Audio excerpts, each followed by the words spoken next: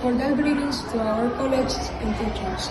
Today, Emanuel Zuleta, Juan, Valdivieso, and me, Emanuel Durango, we are going to explain the intelligence, that is, nervosism in the language. My college, Emanuel Zuleta, will start explaining what is the nervous system and what it do. The nervous system is divided into principal parts: peripheral nervous system and central nervous system. Both ones are very important because have sub-functions that makes you able to relation with other people, because these parts of the nervous system manage the language. Okay, let's start with the central nervous system. The function of the central nervous system is process and receive information. It is divided in two parts, encephalo and medulla spinal.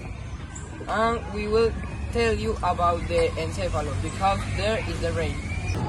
We are going to explain to you what is the language and which parts of the nervous system manage it.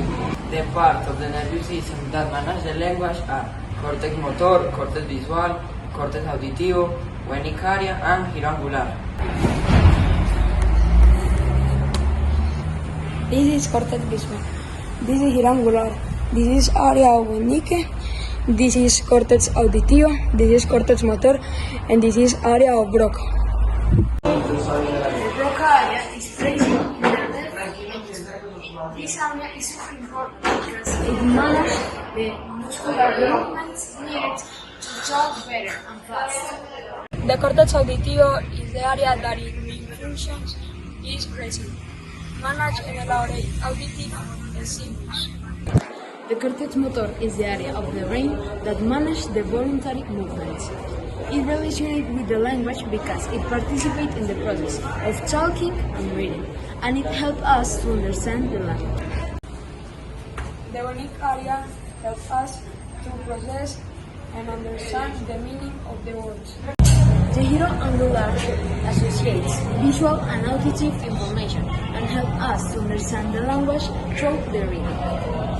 The cortex visual is the responsible of processing the information that we receive through our eyes. Here you can see the picture of the areas, and here you can see the brain will be together. In conclusion, the nervous system relation with the language because some parts of the brain, like Broca area, giro angular, cortex visual, etc., all of that areas that we already talked about, have of main function helping us to the process of reading, writing, and chanting, and the understanding of the words.